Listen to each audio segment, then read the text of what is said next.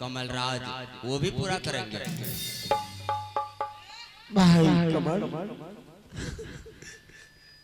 इस राज को छोड़ के जाने से पहले मैं एक बार अपनी महारानी से मुलाकात करने के लिए चाहता हूँ। तो इस राज को, इस महल को छोड़ने से पहले एक बार तुम अपनी पत्नी से मिलना चाहते हैं? हाँ, चल 3 नंबर में चल विचार महामंत्री। हाँ बेटा, हाँ बाबू, चल तुम आगे बढ़। हाँ बाबू, महामंत्री। हाँ बाबू, इस हरामजादे ने जैसा कर्म किया वैसा फल इसे मिल गया। अरे एक हाथों से गलती किया और दूसरे हाथों से सजा मिल गया। महामंत्री, हमारा सबसे पहले तुम मिश्रा साहिब पोशाक को संभाल कर उठाओ और जा अपने महल में संभाल कर रख देना और देवी समान भाभी माँ से कहना, हाँ बाबू, कि कमलराज दरबार में शीघ्र आवाज लगा रहे हैं। क्या महाराज? जा सकते महामंत्री। आहे कहाँ गेला अकिया हे भाव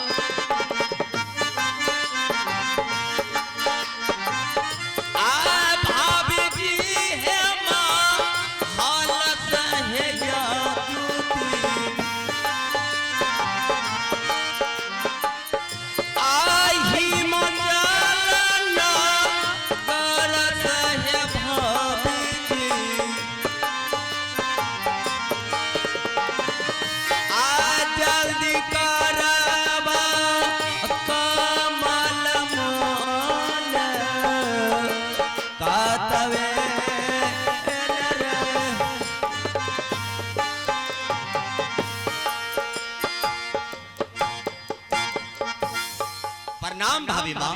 खुश रही देवर जी, क्या बात है देवर जी? हाँ भाभी, साथ ही समय दरबार से तुम्हें मंत्री के द्वारा किस लिए बुलाया तुम्हें कुछ मालूम नहीं? क्या बात है देवर जी? इस समय दरबार में बुलाने का कारण इस प्रकार है कि तुम्हारा होनहार पति बहुत देर पहले से तुम्हारे इंतजार कर रहे हैं। क्या? सबसे पहले अपने होनहार पति से मिलो भाभी।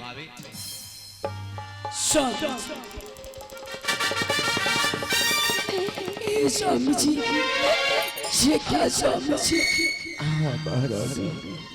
ये सब क्या हो गया स्वामी जी? आप अपना वस्त्र क्यों उतार लिए स्वामी जी? हे महारानी, आज मैं क्या बताऊं महारानी, जब अपने कक्ष में हम विश्राम कर रहे थे तो अचानक पिताश्री के कक्ष से चिल्लाहट की आवाज कानों में आया और मैं इस शब्द को सुनते हुए दौड़ते हुए पिताश्री के कक्ष तक गए।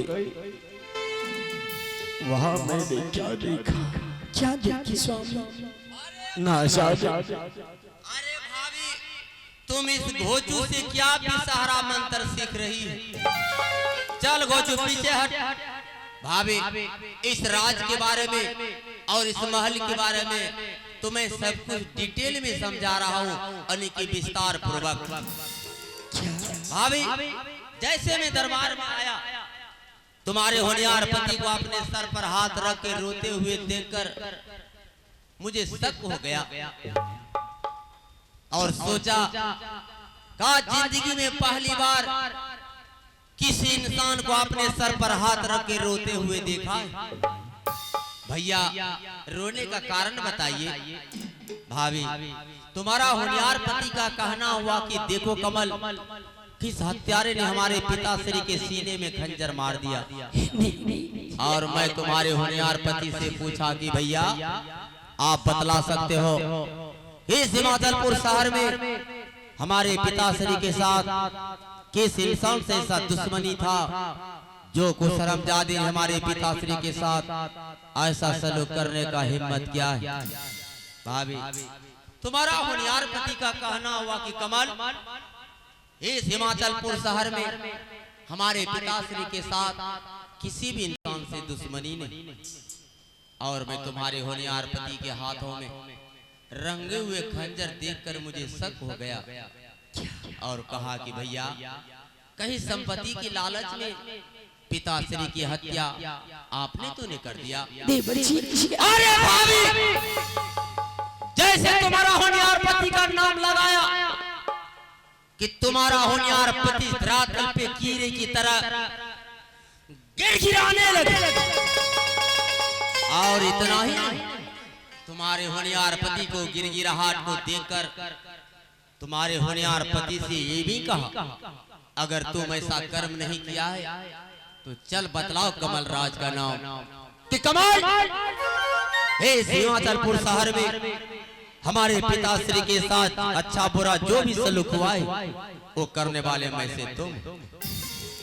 भाभी, तुम्हारा होनहार पति मेरा नाम बताने से चूक गया और मैं आवेश में आकर इसे 14 वर्ष के लिए वनवास कर दिया।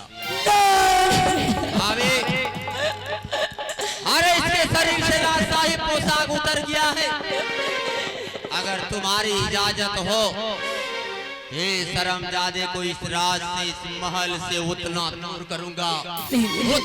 करूंगा कि शर्मजादे की गंदी हवा कभी हमारे महल में प्रवेश नहीं करेगा। हे देवर जी, ये आप क्या कह रहे देवर जी? मेरे स्वामी ऐसा नहीं कर सकता, अपने पिता का हत्या नहीं कर सकता देवर जी। हे भगवान,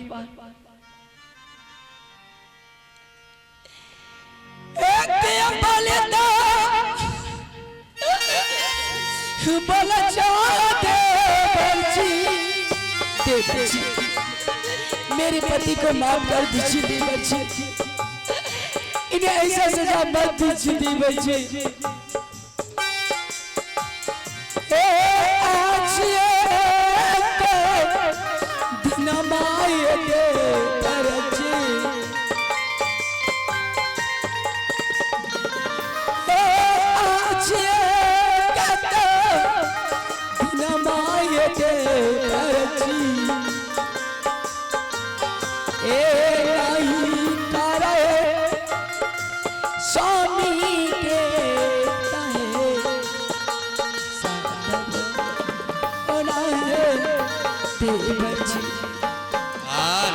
देवर जी, यदि आज मेरे स्वामी जी को आप वनवास करती हैं तो आज मैं भी अपने स्वामी जी के साथ वनवास चली जाऊंगी। बिल्कुल पागल भाभी, तुम बिल्कुल पागल हो गई।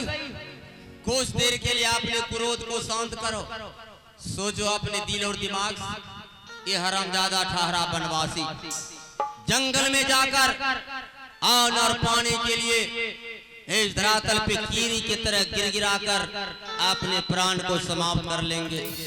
भाभी, अरे तुम इस महल की इज्जत समझकर तुम महल जा सकती हो। हे देवर जी, क्या श्री राम जी जब वनवास जाने लगे थे, क्या उनके साथ सीता माँ वनवास नहीं गई थी? गई थी। जब मर्यादा पुरुषोत्तम राम बन गया था तो उस समय माता सीता भी गई थी।